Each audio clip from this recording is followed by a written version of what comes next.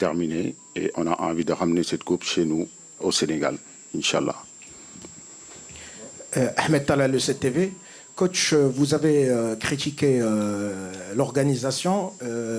Vous savez très bien que c'est la CAF qui organise et non pas la FRMF. Et aussi, vous avez parlé la présence de nombreuses personnes. Vous savez qu'aujourd'hui, le journaliste ou le journalisme en général, c'est celui qui vient chercher la nouvelle. Voilà, et c'est pour cela qu'il y avait énormément de monde. Vous savez, et aussi par rapport à l'organisation, c'est la CAF. Alors, s'il y a des critiques à faire, personnellement, je pense que c'est à la CAF et non pas à la FRMF. Merci. S'il vous plaît, s'il vous plaît, s'il vous plaît, s'il vous plaît, s'il vous plaît, monsieur, s'il vous plaît, s'il vous plaît.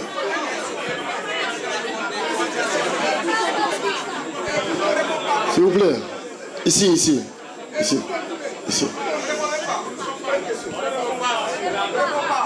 Prochaine question. Hervé Penaud, le journal de l'équipe. Je vais revenir au terrain 2 secondes. Moussa, bonjour, Pape et Moussa. C'est une question pour Moussa. C'est la dernière de Sadio Mané à la CAN. S'il vous plaît, monsieur, s'il vous plaît.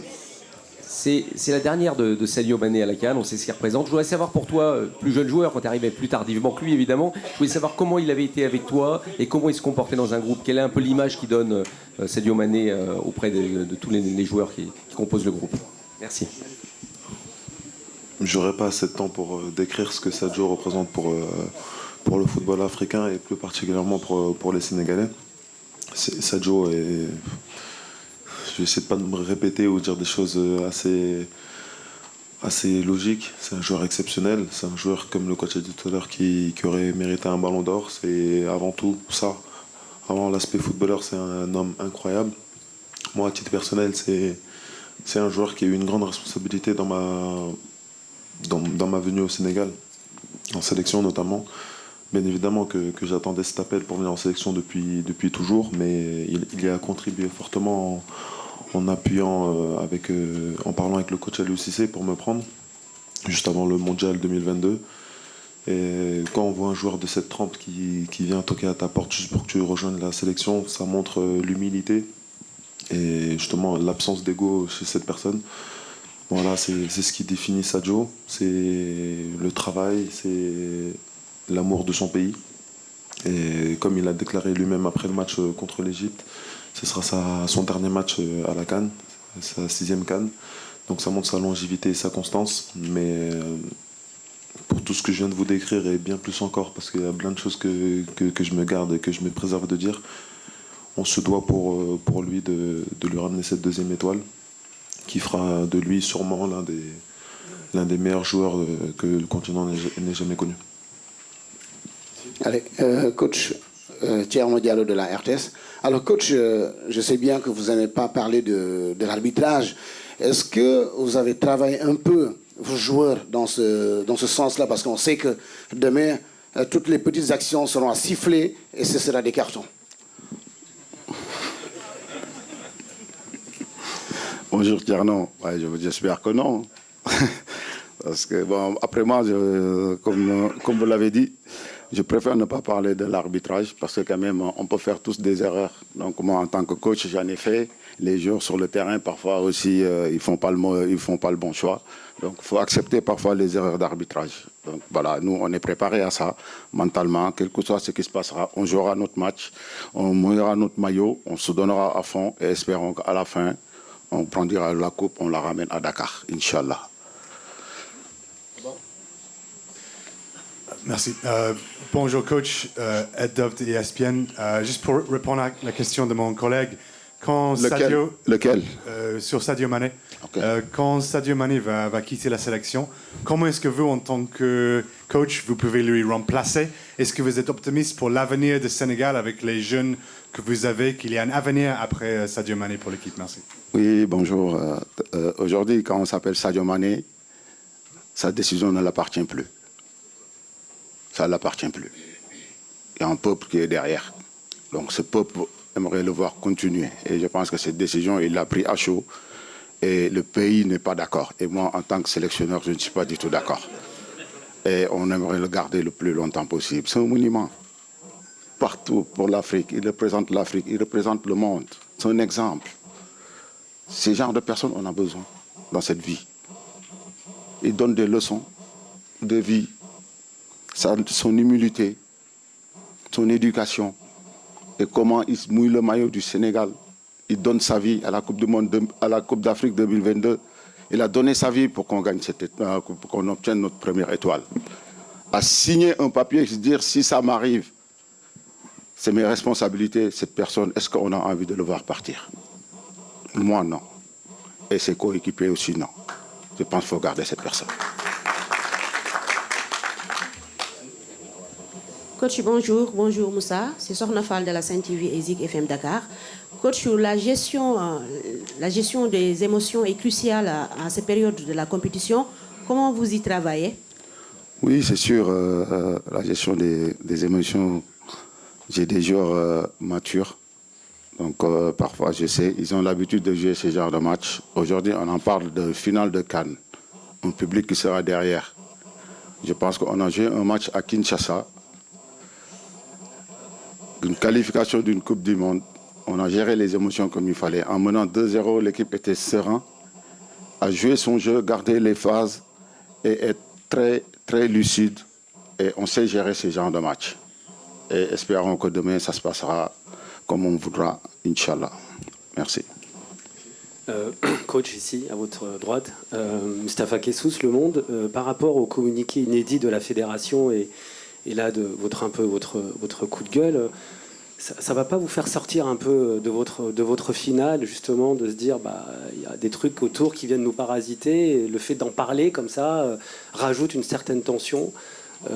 Est-ce que, du coup, la fête n'est pas déjà un peu gâchée par rapport à cette finale de la CAN? Non, pas du tout. Bonjour. Je pense que de notre côté, non, on ne gâchera jamais une fête. Ça, c'est sûr et certain. Mais après, chez nous, il y a un proverbe qui dit, il y a des choses, il faut les régler à temps. Il fallait en parler. On en a parlé. Une fois que je pense que si vous n'avez pas posé cette question, j'en avais oublié ça. Mais j'avais besoin d'en parler.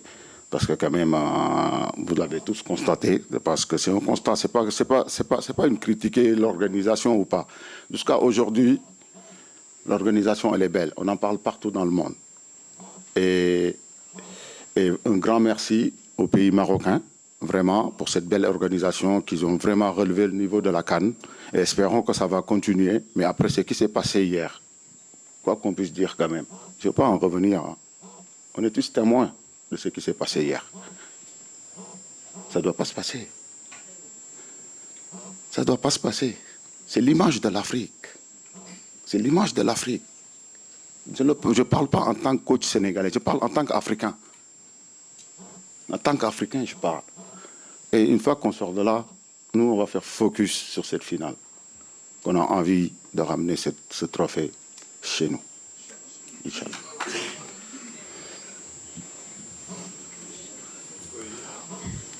Coach par ici, Moyabi Diabaté de la télévision nationale ivoirienne. Alors, bonjour coach, bonjour Moussa. Alors coach, alors vous avez la lourde charge, hein, j'aimerais pas être à votre place, d'endeuiller un peuple qui attend un titre depuis 50 ans. Alors coach, comment comptez-vous aborder ce match et puis quel discours on tient aux joueurs?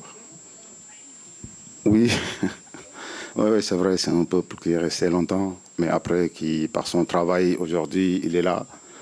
Et il faut saluer leur travail pour être là quand même, parce que ce n'est pas du tout facile de jouer devant son public et aller en finale, parce que quand même, il y a une pression.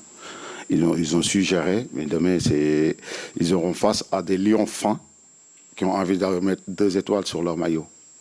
Donc, voilà.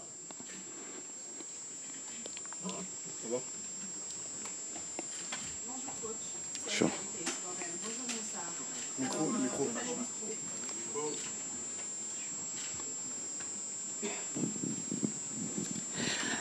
Bonjour coach, bonjour Moussa, je disais c'est à Diabité Sporel. Alors cette finale, vous allez la disputer sans le costume de favori.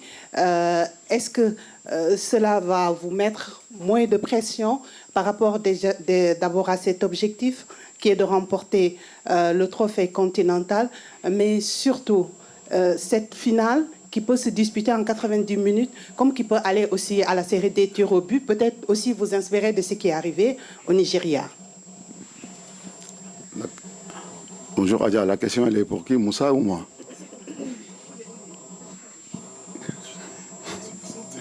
Oui, c'est vrai que le favori, c'est le Maroc. Hein. Donc voilà, et en classement FIFA, ils sont premiers. Donc nous, on est juste deuxième au niveau africain et on est, je pense, 18 ou 19e et eux, ils sont 11e. Bravo, il faut les féliciter. C'est eux l'équipe favori. Mais après, comme il nous a dit, pour moi, la meilleure équipe africaine, ça reste l'Égypte. Je pense que leur coach nous le montre tout le temps en nous disant 7. Donc ça, c'est pas... C'est vu. Donc voilà, maintenant, c'est eux qui gardent le truc de favori. Mais nous, on est là. On sait qu'on a travaillé très dur pour être ici. Et donc voilà. Et aussi, c'était une finale rêvée par tout le monde. Aujourd'hui, voilà, on va la faire de la plus belle des manières. Et nous, voilà, on s'est bien préparé pour aller jouer ce match et aussi rendre la fête plus belle. Inch'Allah. Merci beaucoup, coach. Thanks everyone. Thank you, coach. Thank you, Moussa.